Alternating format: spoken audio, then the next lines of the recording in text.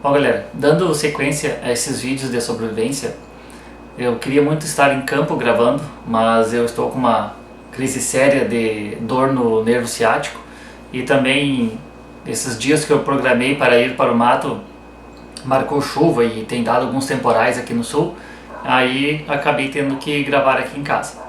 Mas vamos dar sequência nas dicas aí para vocês. Se estivermos perdido e irmos procurar uma direção segura e um local seguro para o resgate, devemos deixar sinalizado no chão ou nas árvores o sentido do nosso deslocamento, para que as equipes de resgate saibam para que lado procurar, para que lado olhar e nos encontrarmos mais facilmente. Se ficarmos estacionados, podemos mandar 2 ou 3 batedores fazer uma varredura no perímetro, procurar recursos de comida, fonte de água ou até mesmo de abrigo. Evitar sempre mandar uma pessoa só, porque se essa pessoa também se perder ou se machucar, não tem quem resgate ela. Então sempre de no mínimo 2, no mínimo uma dupla, para percorrer e fazer uma varredura do local. Tá? Falando em proteção, pessoal, devemos procurar primeiramente um local para fazer o abrigo. Se não tiver algum abrigo natural, devemos procurar destroços, entulhos, árvores, galhos e tentar fazer uma proteção, principalmente se tiver alguém ferido. Lembrando que o abrigo não é só uma questão de proteção da hipotermia, e sim de exposto a qualquer um dos elementos, até mesmo o calor intenso. Se o deslocamento for impossível ou não aconselhado, devemos sinalizar no local que estamos abrigados para o resgate. 3 sinais geralmente são sinais internacionais, A gente faz 3 marcas no chão que se destaque, 3 fogueiras. Então devemos fazer uma maneira com que facilite a nossa posição ser detectada pela equipe de resgate. Até mesmo podemos fazer uso do som, Se escutarmos que as equipes de resgate estão perto, podemos fazer barulho. Por isso a importância de termos no nosso kit também um apito, porque se formos gritar, que não conseguirmos caminhar até o resgate, a nossa voz uma hora vai cessar, vamos perder a voz de tanto gritar. Então um apito tem um som muito mais alto, com um esforço bem menor do que estarmos gritando. Então facilita bastante para chamar a atenção das equipes. Podemos fazer som também até mesmo batendo no caneco do cantil, se tivermos, ou até mesmo na lâmina do facão de aço carbono, bater com uma pedra, vai também fazer um som. E o importante também, antes de sairmos de casa, fazer um estudo do local para onde vamos. Ver alguma fonte de água, alguma fonte de recurso, para que a gente não só saiba a localização que a gente vai estar, mas também se tem possibilidade da distância que a gente vai estar, se tem alguma coisa que a gente possa usar ali, algum recurso, alguma coisa assim, tá ok? Falando em aquisição de água e alimento, devemos reservar e calcular o consumo de rações de emergência, visto que podemos ficar mais tempo perdidos do que a gente imagina. Então podemos procurar recursos naturais, mas isso não significa que devemos exterminar eles, roubar eles, Podemos também fazer uma avaliação a longo prazo e consumir só o necessário, para que quando se esgote algum recurso natural, a gente tenha o uso de rações. E também procurar sinais de alguns animais que frequentam o local, principalmente se for fonte de água, e fazer alguma armadilha, para ter mais uma opção de alimentação de emergência. Falando em proteção, pessoal, principalmente assim, em dias frios, devemos sempre ter na nossa mochila alguma roupa de lã, algum blusão, por exemplo, porque a lã mesmo úmida, ela aquece, ela retém o calor. O algodão úmido, por exemplo, faz a gente perder 240 vezes mais ou menos a temperatura mais rápida. Então uma peça de lã, até mesmo muitos que navegam e estão sempre em embarcações, sempre tem lã, um blusão de lã, alguma jaqueta, alguma coisa assim, porque mesmo se estiver úmida, ela vai ajudar a aquecer. Então a gente não corre tanto risco de entrar em hipotermia. Em proteção dos periféricos, pessoal, a gente sabe que perde temperatura nas extremidades, pé, mão, cabeça. Então devemos proteger essas extremidades para que a gente não corra o risco de entrar em hipotermia. Nos pés, por exemplo, na hora de estacionar, podemos colocar mais de uma meia, da mais fina a mais grossa, desde que cuidar para que ela não fique enrugada, até mesmo em algum deslocamento, para que não cause bolha e machucado nos pés. Então, na hora de dormir, principalmente, a gente pode colocar mais de uma camada de roupa, até porque o ar que fica entre elas também é o isolante térmico. Em relação à alimentação, pessoal, todo mundo sempre procura fontes de proteínas. Realmente ela ajuda no calor metabólico, só que para esse tipo de alimentação a gente tem que observar se tem bastante disponibilidade de água, porque a proteína exige uma quantidade maior de água do nosso organismo para que ela seja processada. Então não adianta se empanturrar com alguma gordura ou com carne se não tivermos acesso fácil à fonte de água. Falando de abrigo, okay, pessoal, devemos evitar de ficar dentro de um carro ou mesmo destroços de alguma aeronave, porque isso vai superaquecer e vai fazer a gente desidratar mais rápido ainda através do suor.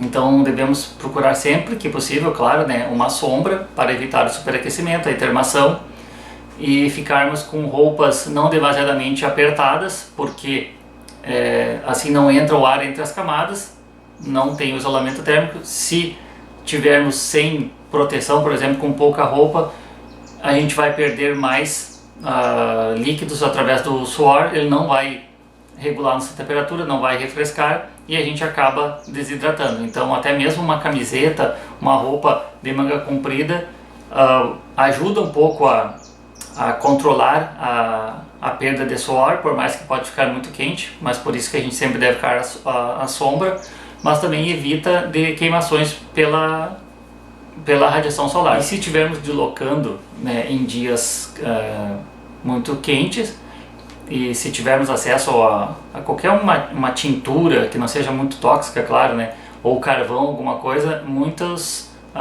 colocam embaixo na cavidade ocular assim um pouco de carvão para reduzir aquele reflexo e aquela, né, cegueira que dá com o raio solar.